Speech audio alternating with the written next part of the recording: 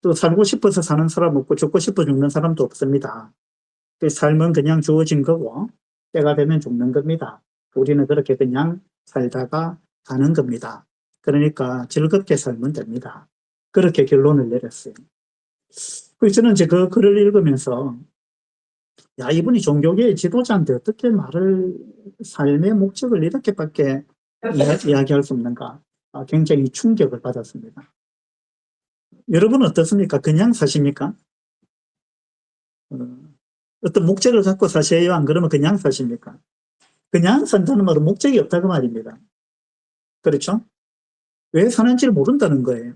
그래서 옛날부터 이제 왜 사느냐 물으면 뭐라고 대답한다 그랬어요? 네, 그냥 웃지요.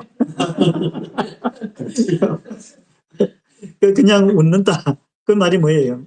왜 사느냐 물으면 대답할 말이 없다고 말이에요. 왜 사는지 생각 안 해봤다는 거예요.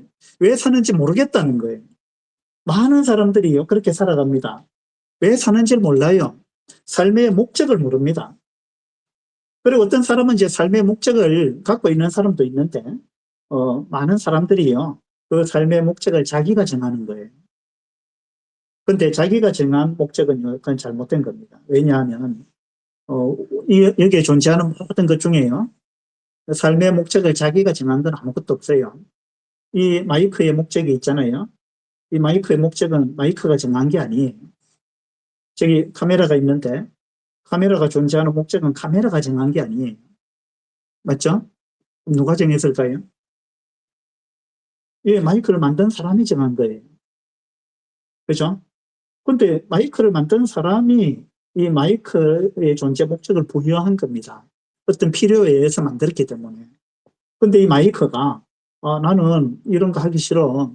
나는 사람들의 말을 뭐 증폭해서 이렇게 크게 하는 뭐 그런 역할, 그런 거 하기 싫어.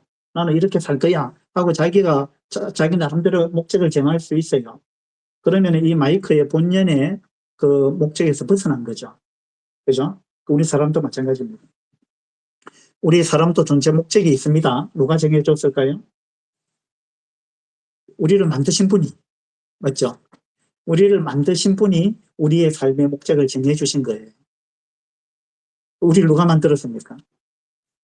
하나님이 만드셨잖아요. 그러니까 하나님이 우리의 삶의 목적을 정해주신 겁니다. 그래서 하나님을 알아야만이 우리의 삶의 이유와 삶의 목적이 정해지는 겁니다. 그걸 우리가 알 수 있다는 거죠. 근데 하나님의 뜻과는 아무 상관없이 내 삶의 목적을 내가 정하겠다 해서 살게 되면 그거는 하나님이 보실 때 아주 잘못 사는 겁니다. 하나님의 뜻과는 상관없이 그 내 뜻대로 사는 거죠. 그거는요, 하나님이 우리를 만든 목적과 완전히 어긋나 있는 거예요. 그렇게 되면 우리는 이제 무용지물이 되는 겁니다. 자, 에스라스 2장을 한번 보도록 합시다.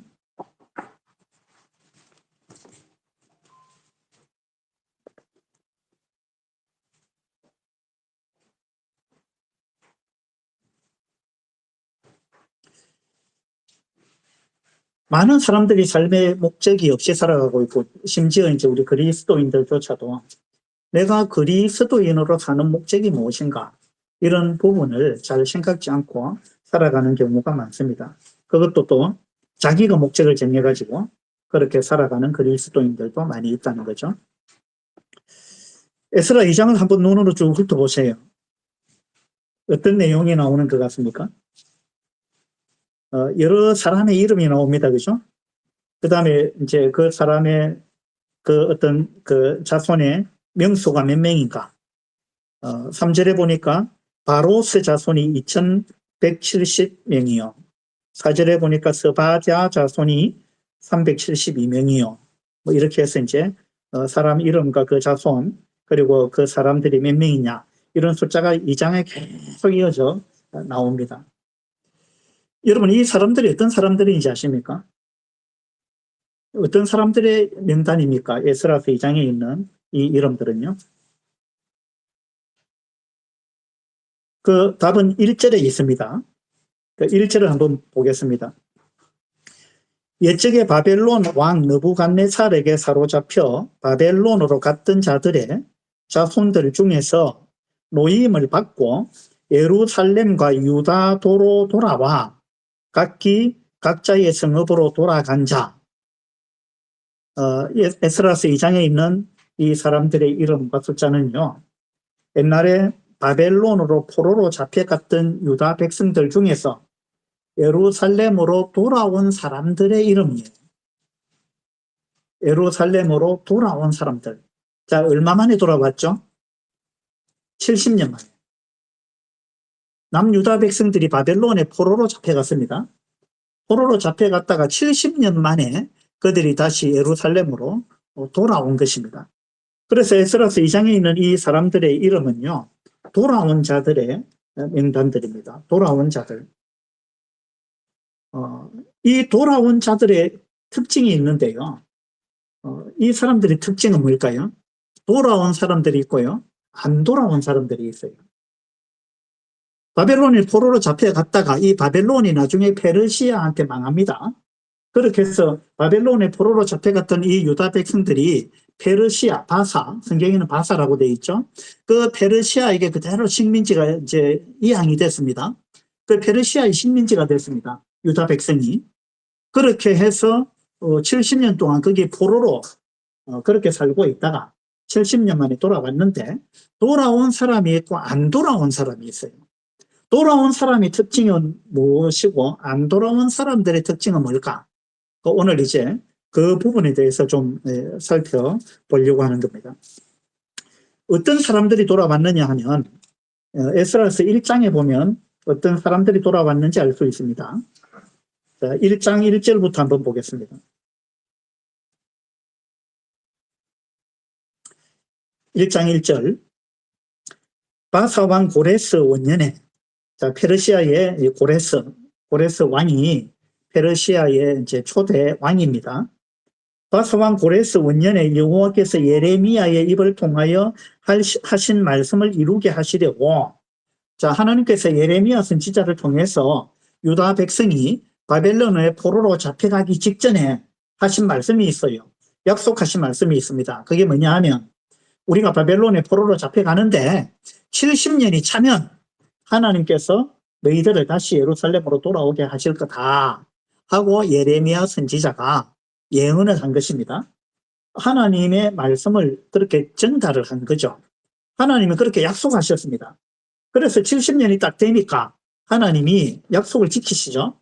그래서 이 페르시아의 포로로 잡혀있는 유다인들을 70년이 딱 차니까 정확하게 70년 만에 그들을 다시 돌아오게 그렇게 하십니다. 근데 이 일이 아주 놀라운 방법으로 진행됐는데 조금 더 보겠습니다. 여호와께서 예레미야의 입을 통하여 하신 말씀을 이루게 하시려고 바사 왕 고레스의 마음을 감동시키심에 그가 온 나라에 공포도 하고 조서도 내려 이르되, 바사 왕 고레스는 말하노니 하늘의 하나님 여호와께서 세상 모든 나라를 내게 주셨고 나에게 명령하사 유다 예루살렘의 성전을 건축하라 하셨나니 이스라엘의 하나님은 참 신이시라. 너희 중에 그의 백성 된 자는 다 유다 예루살렘으로 올라가서 이스라엘의 하나님 여호와의 성전을 건축하라. 그는 예루살렘에 계신 하나님이시라. 이 페르시아의 왕이요, 바벨론을 딱 점령하고 나서 이제 세계 최고 강대국이 된 겁니다. 그런데 이 고레스 왕이 놀라운 조서를 내린 겁니다. 뭐냐 하면, 우리나라에 있는 이스라엘 사람들, 너희들 우리나라 식민지인데, 포로인데, 내가 너희들 해방시켜 줄 테니까, 아무 조건 없이 해방시켜 줄 테니까 너희 나라로 다 돌아가라. 다 돌아가라 그랬습니다. 엄청난 일이 벌어진 거예요. 그죠? 이런 일은 있을 수가 없는 일이에요. 어떻게 자기 나라 포로를, 자기 나라에 노동력을 제공하고 있는 그 포로, 식민지, 그 백성을 아무런 조건도 없이 해방을 시켜준 거예요. 너희 나라로 다 돌아가라 이랬습니다. 예. 고레스는 어떻게 해서 이와 같은 이야기를 할 수 있을까요? 고레스라는 왕이 어떻게 이런 이야기를 할 수 있을까요? 답은요, 1절에 보니까 하나님께서 고레스의 마음을 감동시켰다. 하나님은 하나님을 믿는 사람들의 마음만 움직이는 게 아니에요. 하나님은 하나님을 모르는 사람들의 마음도 하나님이 움직이시는 거예요. 그래서 하나님이 이 당시에 최고 강대국이었던 페르시아의 왕의 마음에 하나님이 감동을 주신 거예요. 그래가지고 이 고레스가 하나님으로부터 마음의 감동을 받았습니다. 감동을 받아가지고 하나님이 참 신이다 라는 지금 이야기를 하고 있잖아요. 그리고 너희들 돌아가라. 돌아가가지고 뭘 하라 그랬어요? 너희 하나님의 성전을 지어라. 성전을 지어라. 아니, 이방인이 하나님을 섬기지 않는 사람이에요, 고레스는. 근데 이 고레스가 이와 같은 놀라운 지금 이야기를 한 겁니다. 자, 여러분이 이 당시에 페르시아의 노예로 지금 여러분이 있었다고 생각해 봅시다. 근데 그 페르시아의 왕이 이렇게 이야기를 했어요. 여러분 나라로 돌아가세요. 그리고 거기 가서 여러분의 하나님의 성전을 건축하세요.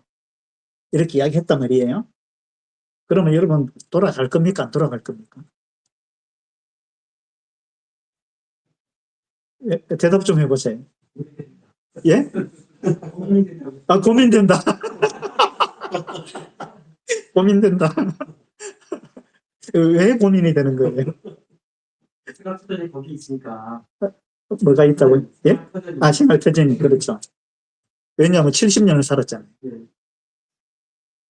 70 됐어요. 아, 넘었습니다. 그럼 보세요. 70년을 지금 거기 살았습니다. 물론 이제 거기서 태어난 사람도 있겠지만, 70년을 살았으면 고향 아니에요. 고향이나 마찬가지죠. 그죠? 그리고 거기서 태어난 사람은 진짜 거기가 고향입니다. 70년을 살아가지고 거기 생활 터전이 다 잡힌 거예요. 그렇잖아요. 그러니까 이제 고민이 될 만하죠. 그 예루살렘은 어떤 것입니까? 70년 전에 불탔던 곳입니다. 완전히 황무지예요. 성전이 불탔잖아요. 그리고 이 거리가 얼마냐면요. 거리가 1500km입니다. 제가 지도를 펴놓고 재봤는데, 1500km. 서울 부산간이 400km잖아요. 그러면 1500km 같으면 서울 부산의 4배인데, 두 번은 왕복해야 되는 거리입니다. 그러면 이 당시에 뭐 좋은 차를 타고 갔겠습니까? 아니잖아요. 걸어서 갔을 거 아니에요. 저는 군에서 200km 행군을 해봤습니다. 200km 행군 잘 안 하죠. 뭐 옛날에 보면 그 100km 행군하고 뭐 50km 행군하고 요즘은 50km 행군도 안 한다 하더라고요, 군에서. 근데 저는 장교 훈련 받으면서 200km 행군해 봤습니다. 2박 3일인가 했는데 와, 진짜 죽는 줄 알았어요. 발바닥에 물집이 잡히고 물집 안에 또 물집이 잡히더라고요. 그래가지고 50분 걷고 10분 휴식하면은 10분 동안에 군화 벗고요. 거기 양말 벗고 물집을 바늘로 찔러가지고 거기 바늘을 통과시켜가지고요. 거기 실을 끼워놨습니다. 물집 속에. 그러네 이 물이 빠지거든요. 안 그러면 금방 또 붙어버립니다. 그냥 나중에 보면 발바닥에 막 실이 막 끼어져 있어요. 이곳저곳에만. 근데 10분간 휴식하고 딱 걷기 시작하면 얼마나 아픈지 모릅니다. 좀 걷다 보면 또 아픈 걸 잊어버려요. 또 10분간 휴식하고 또 걷기 시작하면 너무 고통스러워요. 그래서 200km 행군하면서 너무 고통스러웠는데, 근데 지금 이 1500km를 페르시아에서 예루살렘까지 1500km를 그들이 걸어서 갔잖아요. 그 불탔던 곳이. 그들이 삶의 터전을 다 버리고 그렇게 가야 되는 곳입니다. 그러니까 이제 고민이 되겠죠. 자, 여러분이 이 당시에 유대인이고 페르시아에서 식민지로 노예 생활을 하고 있는데, 아, 예루살렘 너희 원래 나라로 다 돌아가서 하나님의 성전을 건축하라 이랬는데 나는 갈 거다. 이런 분 손 들어보세요. 나는 갈 거다. 아무도 안 드시네. 그러면 나는 안 갈 거다. 이렇게 생각하시는 분 손 들어보세요. 나는 안 갈 거다. 그럼 이것도 아니고 저것도 아니고 뭐야. 계속 고민 중에 있죠.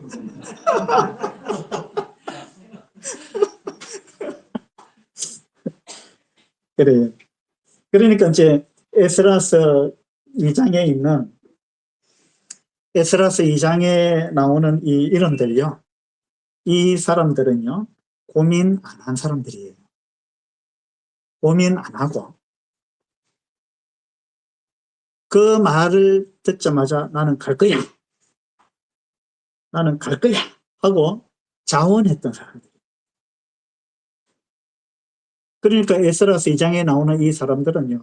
아주 대단한 사람들입니다. 이 사람들은 정말 믿음의 사람들이에요. 예. 그 밑에 보면요. 5절을 한번 보도록 하죠. 1장 5절. 이에 유다와 베냐민 족장들과 제사장들과 레위 사람들과 그 마음이 하나님께 감동을 받고 올라가서 예루살렘에 여호와의 성전을 건축하고자 하는 자가 다 일어나니, 다 일어났다.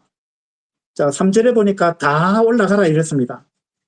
그의 백성된 자는 다 유다 예루살렘으로 올라가서 이스라엘의 하나님 여호와의 성전을 건축하라. 다 올라가라 그랬는데 5절에 보니까 다 일어나서 올라갔다 그랬는데 3절에 다 하고 5절에 다 하고는 다릅니다. 예? 3절에 다는 유대인들은 전부 다 올라가라 그 말이고 5절에 있는 다 일어났다 이 말은 유대인들 다가 아닙니다. 어떤 사람들 다 하겠어요. 다는 다인데 어떤 사람들이겠어요. 어떤 사람들이 다냐 하면 그 마음이 하나님께 감동을 받은 사람들은 다 올라갔다 그 말이에요. 맞죠?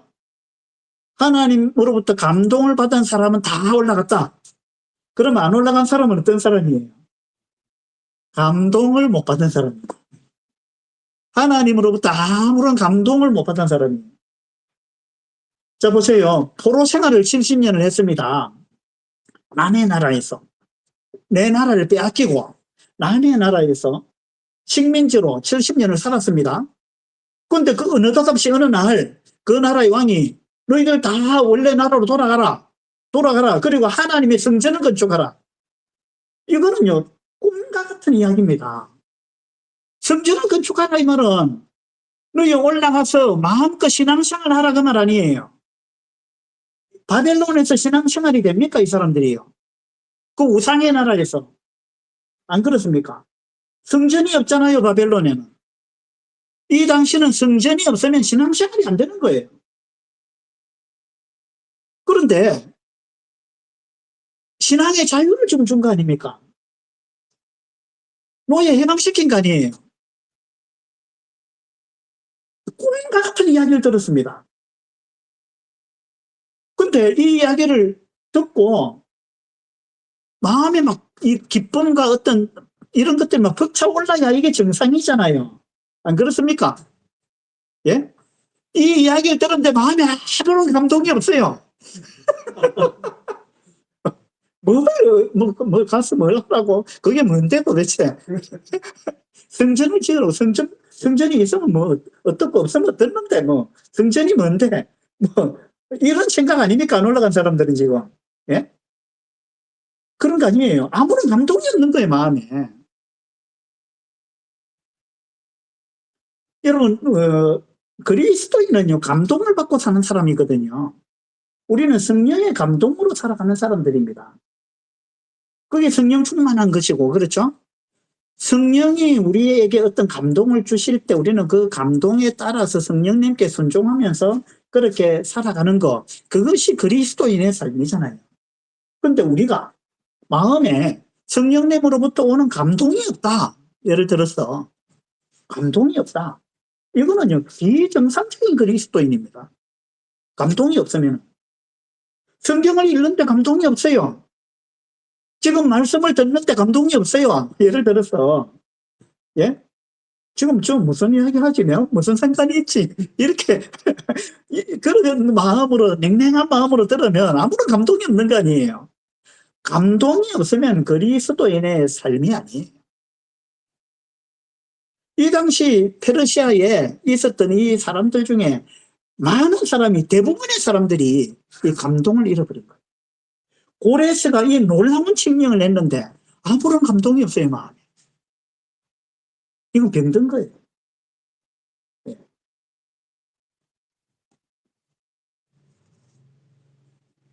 올라온 사람들의 숫자가 얼마나 되느냐 하면, 여러분, 올라온 사람이 많을까요? 안 올라온 사람이 많을까요?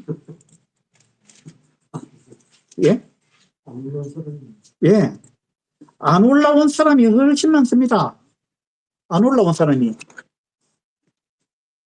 에스라 2장을 한번 봅시다. 에스라 2장 64절을 보면요. 64절에 온 회중의 합계가 42,360명이요. 자, 이때 이게 이제 바벨론 포로에서 돌아온 1차로 돌아온 사람들입니다. 1, 2, 3차에 나누어서 돌아왔습니다. 바벨론의 포로로 잡혀갈 때도 1, 2, 3차에 나누어서 잡혀갔습니다. 그리고 돌아올 때도 이제 그렇게 돌아왔는데 1차로 돌아온 사람들의 숫자가 42,360명. 거기 이제 남종과 여종이 7,337명이고 노래하는 남녀가 200명이고 뭐 이렇게 나오잖아요. 합치면 이제 한 5만 명 가까이 됩니다. 그러니까 이때 돌아온 사람들이 한 5만 명 되는데요. 이때 페르시아에 살고 있었던 유대인들의 숫자가 어느 정도 되느냐 하면 역사학자들이 써놓은 이 책들을 보면 수백만 명이 있었대요. 수백만 명. 수백만 명이 있는 유대인들 그 가운데서 5만 명이 돌아온 겁니다. 5만 명. 아주 극소수만 돌아온 거예요. 그러니까 그 자리에 남아버린 사람들이 훨씬 더 많았다는 것입니다. 그러니까 그들이 이 놀라운 칙령을 듣고도 그들 마음에 아무런 감동이 없었다. 이건 참 정말 부끄러운 일입니다. 그렇잖아요. 그 어떤 작가가요, 브라이언 트레이시라는 이 작가가 쓴 책에 보면 뭐 이런 말이 있습니다. 천재들의 공통점이 있는데, 천재들의 공통점이 있는데 그것은 뭐냐면 경이감이다. 경이감. 그러니까 어떤 걸 보고 듣고 했을 때 천재들의 특징은 거기에서 뭔가 놀라움 이런 걸 느낀다는 거예요. 그것이 보통 사람들이 볼 때는 놀라운 게 아닌데 평범한 건데 천재들의 특징은 뭔가를 보고 들었을 때 거기에서 놀라움을 느낀다. 이게 천재들의 특징이래요. 이 놀라움을 느낀다는 말은 뭐냐 하면 경이감을 느낀다는 말은 그 사람들이 마음이 무뎌져 있지 않다는 말이에요. 민감하다는 겁니다. 다시 말해서 감동을 느낄 줄 안다 그 말이에요. 이게 천재들의 특징이에요. 믿지 않는 사람들과 믿는 사람의 특징도 그런 거, 다른 점도 그런 거거든요. 믿지 않는 사람들은 좀 무뎌져 있어요. 감각이 굉장히 무뎌져 있습니다. 근데 하나님을 믿고 나면요, 이런 부분을 우리가 깨어나는 거거든요. 그래서 우리는 저녁에 노을을 보면서 감탄할 줄 알고, 아침에 해가 뜨는 거 보고 감탄할 줄 알고. 그런 거 있습니까, 여러분? 예? 그래서 이 트레이시라는 사람이 쓴 책에 보면, 이런 이제 이야기가 나오는데, 어느 날 아침 이제 태양이 떠올랐어요. 그때 텔레비전에서 속보가 나오는데, 속보를 알려드립니다. 긴급 속보, 이래갖고 떴단 말입니다. 속보를 알려드립니다. 오늘도 어제와 같이 태양이 떠올랐습니다. 이런 속보가 막 텔레비전에 나온다는 거예요. 긴급 속보를 알려드립니다. 오늘 아침에 해가 떴습니다. 어제처럼. 어제 해가 뜬 것도 놀라운 일이었는데 오늘도 아침에 해가 떴습니다.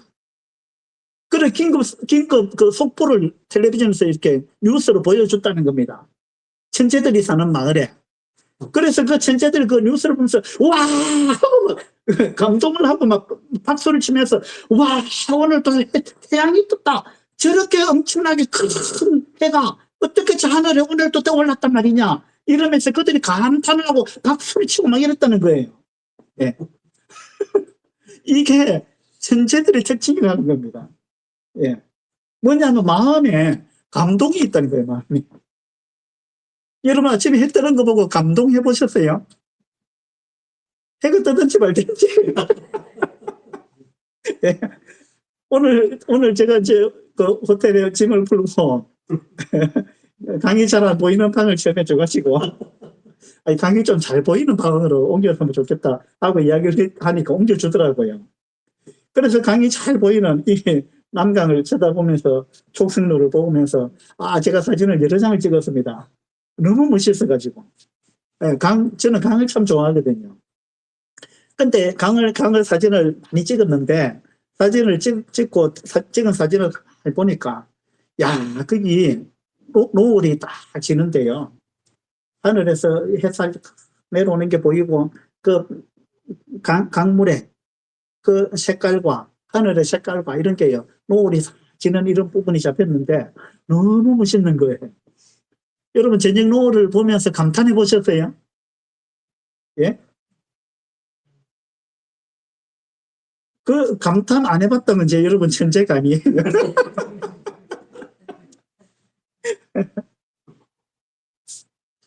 우리 그리스도인은 영적인 천재예요. 다.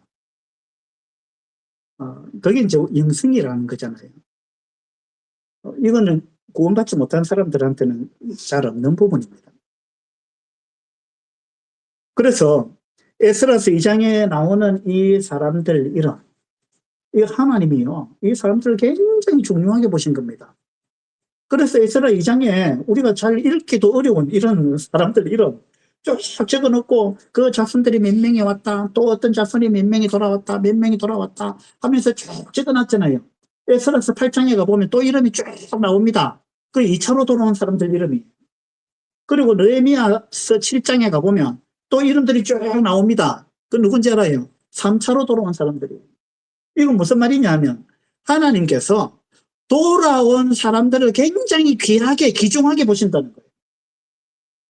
안 돌아온 사람들이 훨씬 많았는데 이 안 돌아온 사람들의 역사가 기록되어 있는 성경책이 에스더서거든요. 에스더서는 돌아오지 않고 그 페르시아에 남았던 사람들, 그 사람들한테 무슨 일이 있었는가 이걸 보여주고 있는 게 에스더서잖아요. 에스더서에는 이름이 없어요. 거기는 이야기를 전개시키기 위해서 에스더나 모르드게나 뭐 이렇게 그 정도 이름만 나오지요. 거기에 남아있던 사람들은 어느 자손 몇 명이 남아있었다. 누구 뭐 이름 쭉 이렇게 에스라스나 느헤미야서에 하나님이 이렇게 이름을 쭉 적어놨는데 에스더서에는 이름이 없단 말이에요. 이건 무슨 말이에요? 하나님께서 누구를 귀하게 보시느냐라는 걸 우리는 알 수 있는 겁니다. 돌아온 사람들. 하나님은 이 돌아온 사람들을 통해서 일하셨어요. 돌아온 사람들은 아주 극소수였습니다. 수백만 명 중에서 겨우 5만 명. 이 사람들을 통해서 하나님은 역사하셨어요.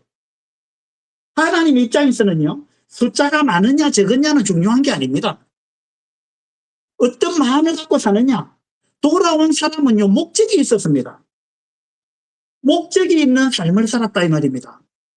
돌아오지 않고 페르시아에 남아있었던 사람들은요, 목적이 없었어요. 왜 사는지 목적이 없었다 이 말이에요. 그러니까 우리는 무엇을 위해서 사는가? 다시 말해서 사는 목적이 있느냐 이 말입니다. 하나님께서 우리를 만드신 목적이 있고요. 그 다음에 하나님께서 우리를 구원하신 목적이 있습니다.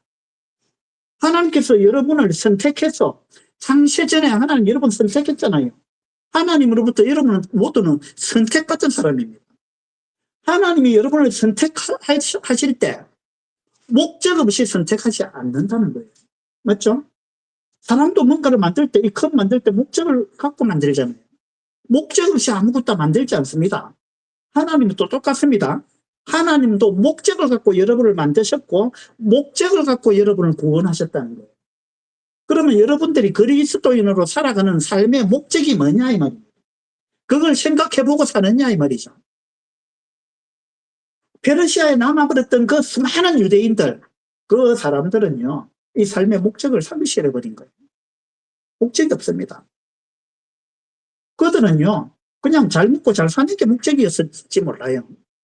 왜 우리가 예루살렘 가느냐? 1500km나 되는데 그 넉 달이나 걸려서 갔습니다. 저는 200km 행군을 2박 3일 동안 했는데 이 사람들 1500km를요.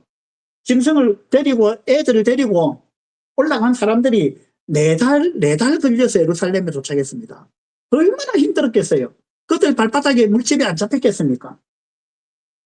그들도 아마 저처럼 발바닥에 실로 꿰맸는지도 몰라요. 뭐. 하늘로 물집 찔러가지고 그렇게 했을지도 몰라요. 어쨌든 이 올라간 사람들은요, 목적이 있었습니다. 무슨 목적이었어요? 그들이 올라간 목적이 뭡니까? 아주 중요한 목적이 하나 있습니다. 그게 뭐예요? 성전을 재건합니다. 성전이 70년 전에 불타버렸잖아요. 바벨론에 의해서. 유대인에게 있어서 성전이 없다는 말은요, 그들의 삶의 목적이 없는 것과 비슷해요. 그렇지 않습니까? 우리 그리스도인도 마찬가지입니다. 우리가 예배 드릴 수 없다면, 신앙생활을 할 수 없다면 그리스도인의 삶에 무슨 의미가 있겠습니까? 그렇지 않아요? 만약에 우리가 공산화돼가지고 적화 통일이 돼가지고 우리의 신앙의 자유가 박탈당했다. 우리가 뭐 김일성이를 숭배해야 된다. 예를 들어서 그 동상 앞에 가서 엎드려 절해야 되고 막 성경 읽는 거 금지되고 예배 드리는 것이 금지되고 뭐 하나님께 기도하면은 어디 잡혀가 그 북한에 잡혀가는데 어디입니까? 예, 오시탄강. 예. 그런데 뭐 잡혀간다든지 그렇다고 한다면 우리 구원받은 그리스도인의 삶의 의미가 어디에 있으며 삶의 기쁨이 어디에 있습니까? 그렇지 않아요? 그러니까 여기 올라온 사람들은요, 그들은 정말 기뻐하면서 왔습니다. 그것이요, 시편 126편에 나오는데 한번 보도록 합시다.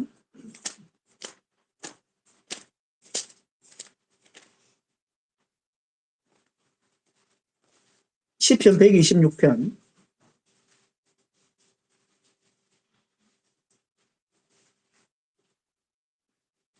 126편 1절입니다. 여호와께서 시온의 포로를 돌려보내실 때에 우리는 뭐 같았다고요? 꿈꾸는 것 같았다. 이게 돌아온 사람들의 마음이에요. 이 고레스가 너희들 돌아가서 너희 나라로 돌아가서 하나님의 성전을 건축해라. 그 말을 딱 들었을 때, 야, 이게 꿈이냐 생시냐. 이게 돌아온 사람들의 마음이에요. 안 돌아온 사람들은 꿈꾸는 것 같았다. 무슨 꿈? 이게 이해가 안 되는 거예요. 안 돌아온 사람들은. 예? 돌아온 사람들의 마음은 이 말을 듣는 순간 그들이 정말 꿈꾸는 것 같았어요. 야, 어떻게 이런 일이 일어날 수 있는가? 우리 하나님 너무 놀랍다. 예레미야 선지자를 통해서 70년 만에 돌아오게 하겠다고 하나님이 약속하셨는데 그것이 어떻게 가능할까 이렇게 생각했지 않겠어요? 그런데 그것이 정확하게 70년 만에 이루어진 것입니다. 그러니까 그 이야기를 들었을 때 그들은 정말 이것이 꿈이냐 생시냐 꿈꾸는 것 같았습니다. 이게요, 깨어있는 사람들의 마음이에요. 2절에 보세요. 그때에 우리 입에는 웃음이 가득하고 우리 혀에는 찬양이 찼었도다. 그때 우리 입에는 웃음이 가득했다. 그러니까 이 사람들 고민했겠어요, 안 했겠어요? 이 사람들은 고민 안 했습니다. 맞잖아요.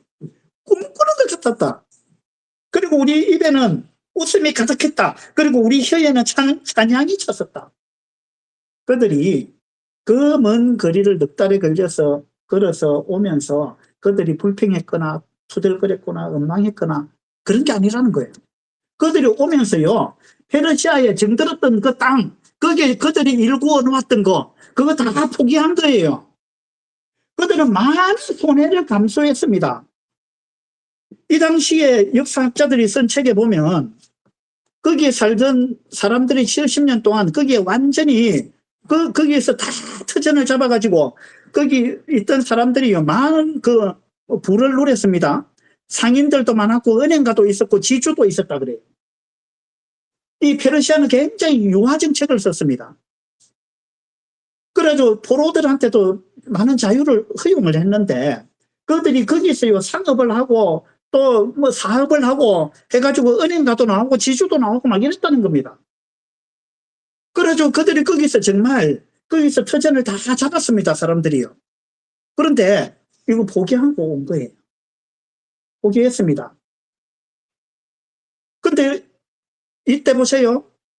가려고 하면 아마 여러 가지 정말 고민거리들이 많았을 겁니다. 따져보면.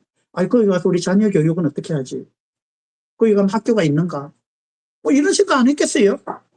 그 예루살렘은 완전히 황무지인데 지금. 거기는 완전히 들짐승들로 소굴이 돼버린 겁니다. 예루살렘. 완전히 70년에 불타서 평화 같은 곳이에요. 그러니까 그들도 어쩌면은 그와 같은 미래에 대한 이 걱정도 있었을 겁니다. 그리고 가다가 도적대를 만나면 어떡하느냐. 뭐 이런 거. 그들은 어쩌면요, 생명을 걸고 간 겁니다. 그 당시에는 지금처럼 치안이 이렇게 유지되는 그런 때가 아니잖아요. 가다가요, 강도 만나면 죽을 수도 있는 겁니다. 그리고 갖고 갔던 거 다 빼앗길 수도 있고요. 맞잖아요. 그런 모든 위험을 감수하고 이 올라온 사람들은요, 바벨론 페르시아에서 이루었던 그거 다 버리고 그 모든 손해를 감수하고 그들은 목숨을 걸고 예루살렘 그 먼 거리를 그들이 걸어서 왔습니다. 와보니까 아무것도 없는 황무지예요, 황무지. 그럴 줄 알고 왔습니다, 이 사람들은. 왜 이 사람들은 그러한 가운데서도 왔느냐? 그들에게는 분명한 한 가지 목적이 있었습니다. 우리는 하나님의 성전을 건축하러 간다. 하나님의 성전을 재건하러 간다. 이 말은 뭐냐 하면 거기에서 우리는 하나님께 예배를 드릴 것이다. 유대인들은 성전이 없으면 제사를 못 드립니다. 맞잖아요. 우리는 거기서 제사를 드릴 거다. 그리고 우리는 거기서 하나님과 함께 살아갈 것이다. 우리는 거기서 신앙의 자유를 누리고 마음껏 하나님을 예배하면서 우리는 그렇게 살아갈 것이다.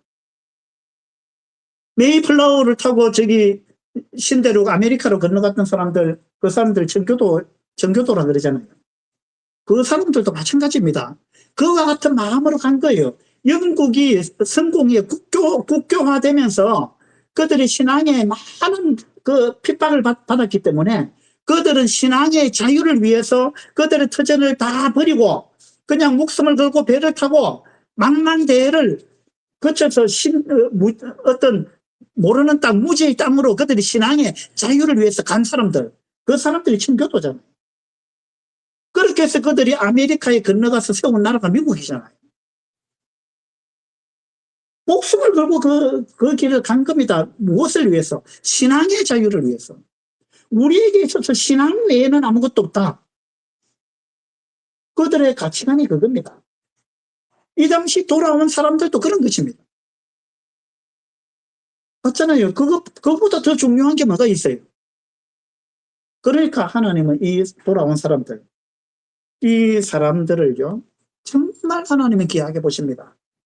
그래서 이 사람들을 통해서 그 성전이 지어지도록, 성전이 재건되도록 하나님이 역사하셨고요. 그 일을 통해서 하나님은 놀라운 일을 만들어 간 겁니다. 하나님이 역사를 써내려 가시는데 이 돌아온 사람들을 통해서 하나님의 역사를 만들어 갔다는 거예요. 시편 126편 6편 조금 더 봅시다. 2절. 그때에 우리 입에는 웃음이 가득하고 우리 혀에는 찬양이 찼었도다. 그때의 문나라 가운데에서 말하기를 여호와께서 그들을 위하여 큰 일을 행하셨다 하였도다. 여호와께서 우리를 위하여 큰 일을 행하셨으니 우리는 기쁘도다. 5절. 눈물을 흘리며 씨를 뿌리는 자는 기쁨으로 거두리로다. 그들은 돌아와가지고 정말 눈물을 흘리면서 씨를 뿌렸습니다. 이것이 돌아온 사람들의 놀라운 삶이었습니다.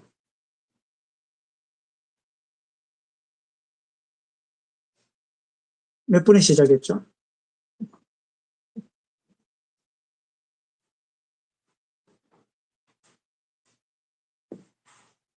시간이 벌써 저렇게 됐네.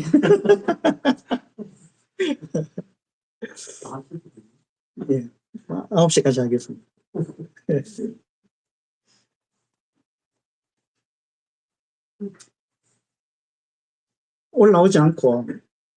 올라오지 않고 남았던 사람들이요.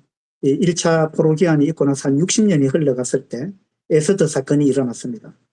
그렇게 해서 그 남아있는 사람들이 전멸할 위기에 처했습니다. 그렇죠? 하나님께서 그때 은혜를 베풀지 않았더라면 거기에 남아있는 사람들 완전히 한 명도 남지 않고 떼죽음 당할 뻔했어요. 그런데 하나님이 특별한 은혜 베풀어 가지고 이 에스더를 통해서 하나님 역사하셔 가지고 그들의 목숨을 건져주셨어요. 그러니까 남아있었던 사람들은요, 결과가 뭐냐 하면, 야, 우리가 죽을 뻔했는데 간신히 살아남았다. 이것이 그들의 결과입니다. 전멸당할 뻔했는데 간신히 살아남았다. 이게 남아있었던 사람들의 결과예요. 그러면 예루살렘으로 돌아온 사람들은 정말 힘들게 돌아와가지고 눈물을 흘리면서 씨를 뿌렸습니다. 그렇게 해서 남은 게 뭐죠? 그들은 성전을 남겼습니다. 그렇죠? 우리 인생은요, 너나 할 것 없이 다 고난의 연속이고 다 고생입니다. 그리스도인들도 다 고생하면서 사는 거고 믿지 않는 사람도 다 고생하면서 사는 거예요. 맞죠? 여기 예루살렘으로 돌아온 사람도 돌아오는 길도 고난의 길이었고 와가지고 성전을 재건하고 성벽을 짓고 하는 그것도요. 엄청난 고난이었습니다. 많은 방해꾼들이 있었잖아요. 어쨌든 돌아온 사람도 고생했고요. 남아 있었던 사람도 고생한 겁니다. 인생은 어차피 다 고생하는 거예요. 근데 고생하고 남은 게 뭐냐? 이게 중요합니다. 남은 게 뭐냐? 거기 돌아오지 않고 페르시아에 남아있던 사람들은 그들은 고생 안 했겠어요? 그들도 어차피 다 고생한 거예요. 고생하고 남은 게 뭐냐? 와, 죽을 뻔 했는데 겨우 살아남았다. 이것이 결론이고요. 돌아온 사람도 고생했는데 그들은 하나님의 성전을 남겼습니다. 그리고 예배를 드렸어요. 그들은 신앙생활을 했습니다. 맞죠? 이것이 엄청나게 다른 점입니다. 그럼 우리는 어떻게 살 거냐? 우리 구원받은 그리스도인의 삶의 목적은 뭐냐? 우리는 도대체 어떤 목적을 갖고 사느냐? 우리는 이 올라온 사람들처럼 살 거냐? 안 그러면 남아버렸던 그 사람들처럼 그렇게 살 거냐? 오늘 우리 첫 시간에 그런 부분에 대해서 우리가 각자 자기 자신을 돌아보면 좋겠습니다. 이와 같은 놀라운 일이 있었는데 이 역사는 반복된다 그러잖아요. 그때로부터 한 2000년이 흘러가지고요. 똑같은 일이 일어났습니다. 뭐냐 하면 이스라엘 사람들이 팔레스틴 그 지역이 이스라엘 사람들이 여러 나라의 식민지 생활을 했습니다. 한때는 이제 영국의 식민지였습니다. 그때 1917년도에 제1차 세계대전 중에 영국의 외상 발포라는 사람이요. 발포 선언을 했습니다. 이게 어떤 내용이냐면 이 팔레스타인 지역에서 유대인 국가를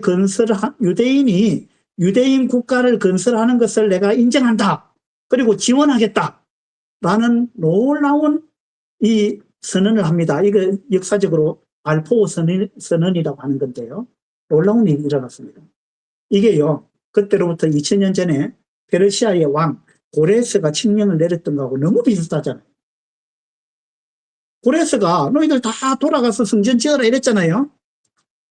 기적과 같은 일이 일어난 겁니다. 2000년 후에 1917년도에 그들이 영국의 식민지로 있을 때 영국의 외상이 이 팔레스타인 지역의 유대인 국가를 건설하는 것을 허락할 뿐만 아니라 내가 그걸 지원하겠다라고 발표한 거예요. 엄청난 일이 벌어진 겁니다. 그때부터 이제 시오니즘 운동이 불붙었습니다. 시온으로 돌아가자 이래가지고 전 세계에 흩어졌던 유대인들이 이 예루살렘으로 모여듭니다. 이게 시오니즘 운동이잖아요. 그래가지고 모여들어가지고 그들이 그 땅에 나라를 잃고 한 2000년 만에 유대인 나라를 다시 건설을 합니다. 그런데 이때요, 전 세계에 뿔뿔이 흩어져 있던 유대인들이 돌아왔는데 돌아온 사람이 많을까요? 안 돌아온 사람이 많을까요? 이때도 똑같았어요. 전 세계에 흩어져 있는 유대인들이 안 돌아온 사람이 훨씬 많은 거예요. 왜 안 돌아왔겠어요? 거기서 다 터전 잡았거든요. 유대인들은요, 어느 나라에 가도 그들은 경제적으로 잘 삽니다. 그들은 아주 경제적으로 탁월한 수단이 있어요. 유대인들은. 지금 미국의 경제를 휘어잡고 있는 사람들도 유대인이잖아요. 거기에서 그들이 그렇게 경제를 휘어잡고 있는데 안 돌아오죠. 똑같았습니다. 그래가지고 안 돌아왔던 사람들한테 무슨 일이 일어났느냐. 시오니즘 운동 있던 이 당시에 유대 나라를 다시금 재건하고 할 그때 안 돌아온 사람들한테 무슨 일이 벌어졌느냐면요. 히틀러에 의해서 600만 명이 학살당하는 일이 벌어졌습니다. 독일, 폴란드 뭐 이런 데서요. 유대인들이 완전히 몰살당했잖아요. 600만 명 생각해 보세요.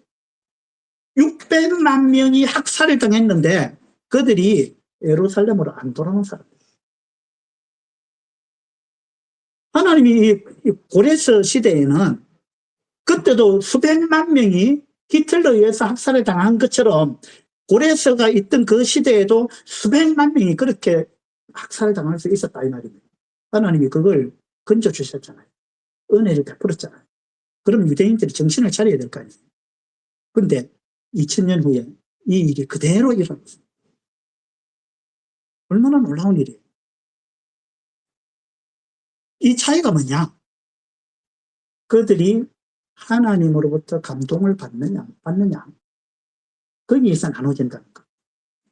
감동이 있느냐, 없느냐. 감동이 없는 사람은 안 움직이는 거예요. 감동이 없는 사람. 여러분은 감동이 있습니까? 생각해 보세요. 감동이 있는 사람은 다 올라왔다 그랬잖아요. 안 올라온 사람은 감동이 없는 사람이에요, 감동이. 여러분 성경 읽을 때 감동이 있습니까? 성경 읽으면서 눈물 흘려 본 적이 있습니까? 성경 읽으면서 마음이 막 벅차오른 적이 있습니까? 성경 읽는데 누가 뭐 부르면은, 이거 내가 더 읽어야 되는데, 이런 마음이 든 적이 있어요? 그렇지 않다면, 여러분 마음에 감동이 없는 겁니다. 이거 마음이 병들었다는 거예요. 영적으로 병든 겁니다. 그래서 오늘 내일 2시간 더 있는데, 이 집회를 통해서 나는 내 영혼은 지금 병든 게 아닌가. 나는 어떤 영성을 갖고 있는가. 나는 하나님으로부터는 감동이 있는가. 이런 부분을 좀 여러분 생각해 보시게 되기를 바라고. 만약에 이런 부분에 여러분 감동이 없다면요. 이번 이 성도 집회를 통해서 여러분의 이 마음이 회복되면은 좋겠습니다. 그렇게 해서 올라온 사람들은요. 이 땅에서 안주하는 삶. 그거 포기했습니다. 내가 이 땅에서 부귀영화를 누리고 이 땅에서 안주하는 거. 그것보다는 나는 고난을 받더라도 나는 엄청난 위험을 당하더라도 많은 어려움을 당하더라도 나는 성전을 짓겠다. 나는 하나님과 함께 하겠다. 하나님과 함께 하겠다. 이게 믿음의 선진들의 특징입니다.